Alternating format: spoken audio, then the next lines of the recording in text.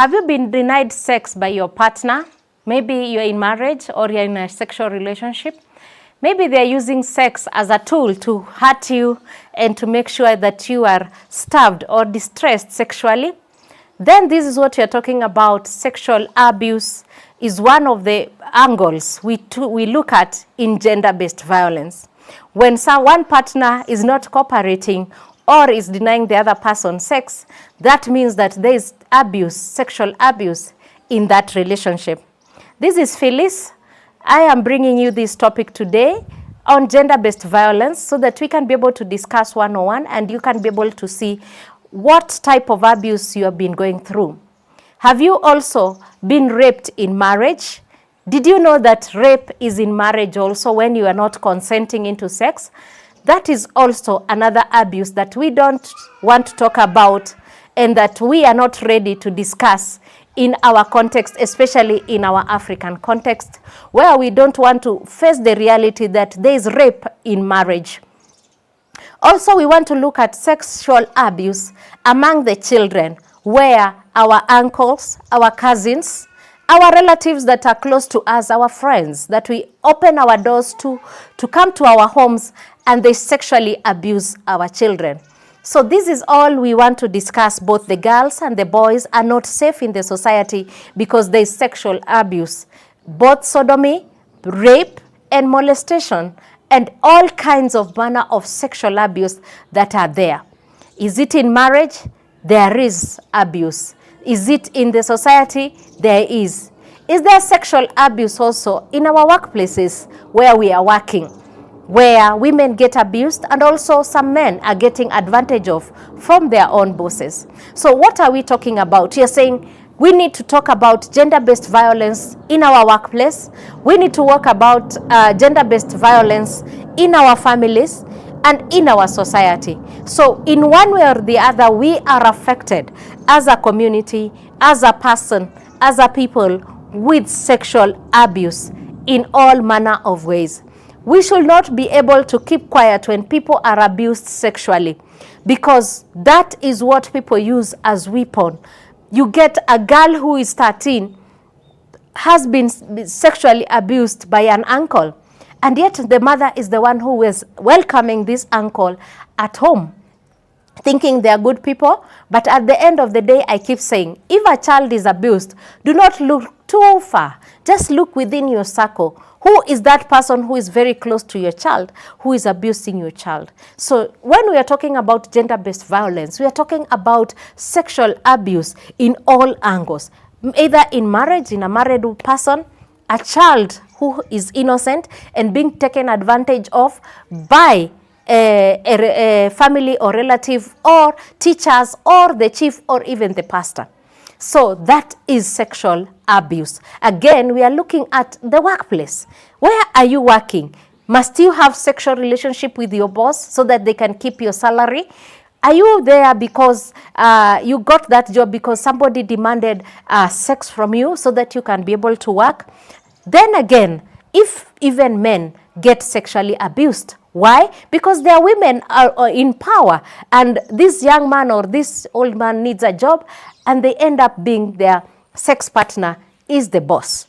Therefore, these are topics we cannot run away from, and we need to address and give a voice to. And that is why as Moses Basket Initiative, we are at the front line to train and talk to people and see that this is understood, that sexual abuse is not acceptable by law and it is not acceptable by society, and it is not something we should be able to feel embarrassed. I know it is a difficult topic because I have tried many times in talking about this. You go and raise an issue with the children office and really you see this child has been sexually abused. But again, when we are pushing so much with the children office, or maybe we have other advocates of gender-based violence, you find families sitting together discussing and saying, okay, can we compensate this other family so that this issue cannot go to the courts, or these things cannot be discussed, let it be discussed within the family. Yet we have put a lot of effort into it, but you find that the family go behind the law and they discuss among themselves, and the case or the defilement case or the rape case disappears just like that. Some of it is just they can't go far. You find that the court process is too long, and therefore people give up again on raising the issue of sexual abuse. Therefore, you need to understand which ground are you at, because if you are constantly denied sex by your partner, your husband or your boyfriend or somebody, and every time they use that as a weapon, you are also part of the sexual abuse that is going on, that they only have sex with you when they want to have sex with you. But when you want sex from them, then you don't get the sex from them, because they believe that they are the superior ones in the relationship and they command the sexual environment in your house or in your relationship. That is sexual abuse, and that is what people use as weapon to maybe extort people and fix some people into corners that are not proper. If you're out there and you know a child who is sexually abused, you need to go to the children office near you. You need to discuss with the chief near you so that that issue can be addressed. Do not keep quiet when a child is sexually abused. Do not keep quiet when you hear a woman screaming at night because of sexual abuse. So you have also the opportunity to discuss this topic with your partners and the people around you so that these things can be addressed. Do not shy off and say, oh, this is not my issue. I hear this house, especially those people who are living near small houses, when you hear the screams and you keep quiet and you do nothing about it. No, you have to do something about it, report it, and I'm sure our capable officers, and there's always a gender office in every police station, and they will be able to hear you out and able to address that issue. If you approach a children officer in this country who is fighting the rights of the child and you tell them about this sexual abuse, be sure of one thing: they will come and attend to that case, unless they don't want to. But I tell you, the majority of the children officers I've worked with, and they are willing to work with those children in the society. Therefore, do not close your doors and say, I don't want to participate in this. Let's make noise. Let's shout about it. Let's end rape.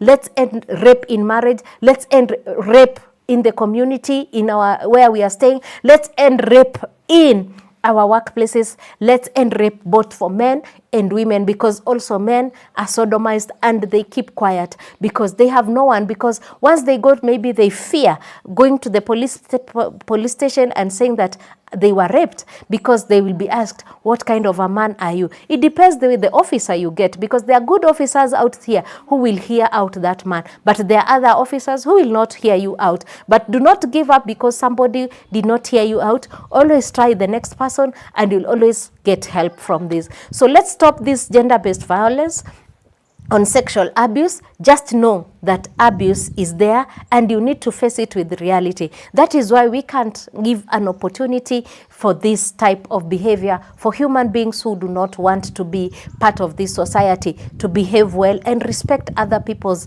private affairs and private parts and private everything, because nobody is allowed to touch anyone without consent or sexually. So let's stay awake. Let's make some noise. Let's be positive. Let's have some energy and let's fight this sexual abuse. Thank you so much. We love you. Keep here as we continue looking at gender-based violence.